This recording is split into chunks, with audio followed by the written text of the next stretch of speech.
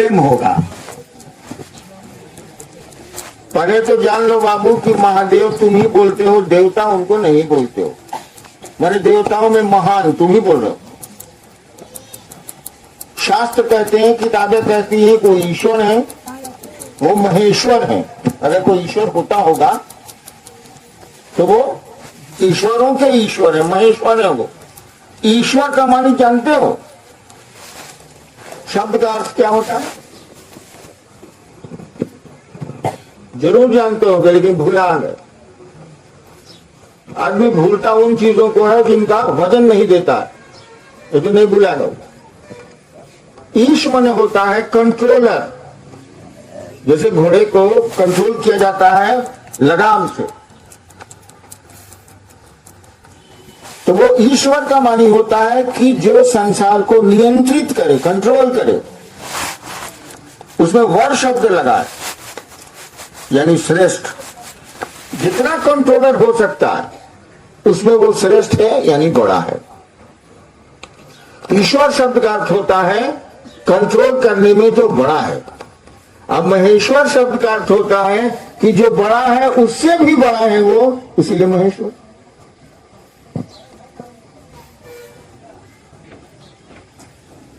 आई भाव, आई प्रेम है क्या यार? कुछ नहीं है। तुम्हारी सोच जब एक जगह खड़ी होती है तो इसी से पूछा है वो कि इच्छा शक्ति क्या है। इच्छा में जब शक्ति आएगी तो इच्छा शक्ति हो गई। जैसे तुमने सोचा कि एक मकान बनाएंगे, फिर लोगों से राय विचार किया, क्या नहीं बनाएंगे। तुम्हारी सोच में ताकत नहीं है, तुम्हारी इच्छा में ताकत नहीं है। ये इच्छा जब लगातार ठहर जाएगी और तुमको परेशान करने लगेगी, तब इसमें पावर आएगा। इसको शक्ति बोलते हैं। जिसने पूछा है इच्छा शक्ति क्या है, और तुम तब जमीन खरीदोगे, बाकी चीजों की व्यवस्था करोगे, मकान बनाने वाले का ज्ञान जिसके पास है उससे पूछोगे, अब कह दिया कि हम नहीं बनाएंगे आपका मकान, तब उसके ज्ञान में ऐसी शक्ति नहीं है जो आपकी मदद करे। वो यानी उसका ज्ञान जब रुकेगा, एक जगह खड़ा होगा, तब उसमें पावर आएगा, तब एक्शन होगा, तब वो ज्ञान लेके करेगा। अब ज्ञान लेने से बन जाएगा घर बाबू। तुम इच्छा भी किए, ज्ञान भी ले लिए, इंजीनियर से बात भी कर लिए, आर्किटेक्ट से बात भी कर लिए, नक्शा भी बना लिए, एस्टिमेट भी बन गया, कितना लगेगा, क्या लगेगा, क्या लगेगा, क्या लगेगा, मकान बन गया बाबू। नहीं बना, उसको क्रिया रूप देना होगा, यानी ईंटें जुटानी होगी और उनको फिर जोड़ना होगा, जैसे कहा जा रहा है।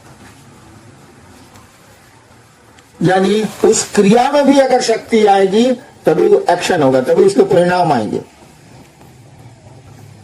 एक सवाल आया था ना, इच्छा शक्ति, ज्ञान शक्ति, क्रिया शक्ति क्या है, समझे?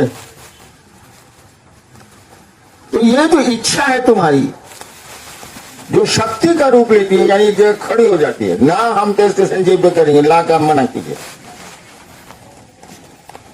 तब उपाय ढूंढिएगा, तब ज्ञान लीजिएगा, तब टेम्पो करिएगा या मोटरसाइकिल से जाइएगा या गाड़ी से।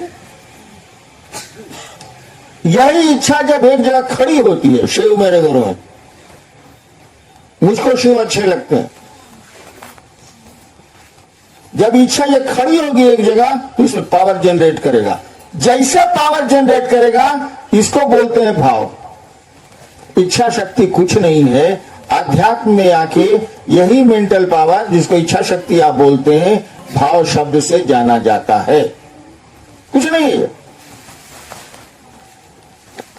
लौकिक जगत में इसको कहा जाएगा इच्छा शक्ति, आध्यात्मिक जगत में इसी का नाम बदल जाता है भाव। और जब भाव और मजबूत होगा, यानी इच्छा शक्ति और मजबूत होगी, तो ज्ञान लेगा आदमी, क्रिया करेगा आदमी, मकान बन जाएगा, नहीं एकदम बन जाता है। तो यही विचार कि शिव मेरे हैं, शिव अच्छे हैं, मुझको अच्छे लगते हैं, ये खड़ा है, खड़ा है, खड़ा है, इसमें पावर जनरेट करेगा। अब शिव से तुम्हारा और लगाव बढ़ने लगेगा। इच्छा शक्ति अब ज्ञान का रूप ले रही है, क्रिया का रूप ले रही है। एक दिन तुम शिव से एक में खो जाओगे, 2 सत्ता एक हो जाएगी। और भी कुछ फॉर्मूला है जो आपको एक करता है। तुम धरती से प्यार करोगे, धरती तुमको अपने में समाहित कर लेगी, मिला लेगी। जिस चीज से तुम प्यार करोगे, अगर प्यार टिक गया, प्यार तो टिकता ही है, विचार टिक गए, भाव टिक गया, तो तुमको पकड़ लेगा। तो जगत तुमको पकड़ेगा, पकड़ता ही है। एक आदमी मर रहा था, आईएएस था, मेरा दोस्त था। उसको कैंसर हो गया, पूरे बदन में उसके सड़ांग भर गई, पत्नी तक उसके रूम में नहीं जाती थी।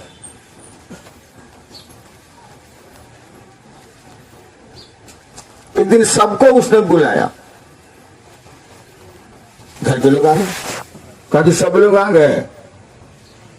कहा जी सब लोग आ गए। कहा कि तो उस रूम में पंखा क्यों चल रहा है? मैंने सब लोग यहां तो रूम में पंखा कहां चल रहा है?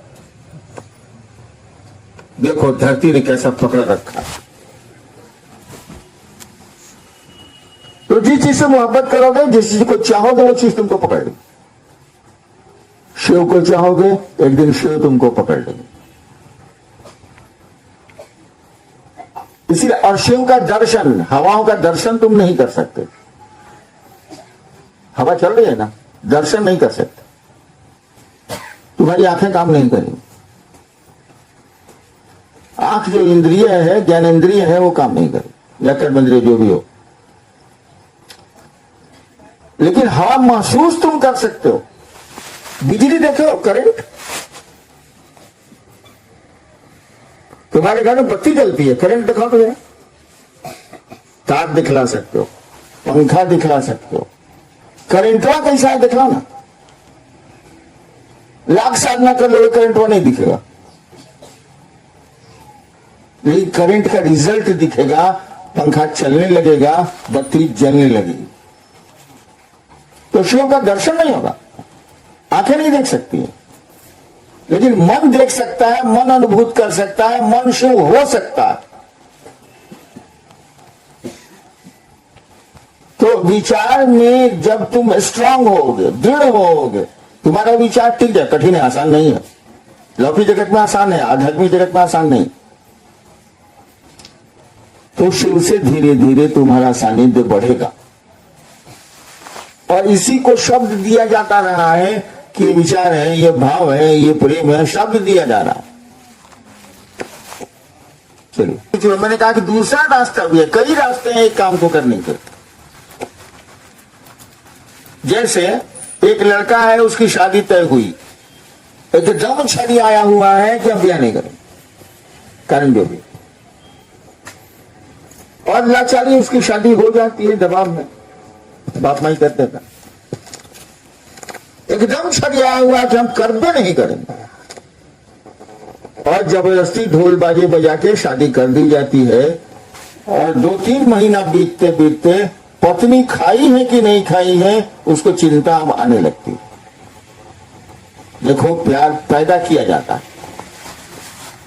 यहां प्यार उसको नहीं है, चिढ़ता है वो, लेकिन प्यार पैदा किया गया। भारतवर्ष का ये बहुत सुंदर सिस्टम है, प्यार पैदा किया गया। तो अध्यात्म में भी प्यार पैदा किया जा सकता है। वो पैदा, और जब प्यार पैदा हो जाएगा तो उसका अपना लक्ष्य है, प्यार का अपना लक्ष्य है। वो 2 में पैदा होगा, 2 में रह नहीं करेगा, एक कर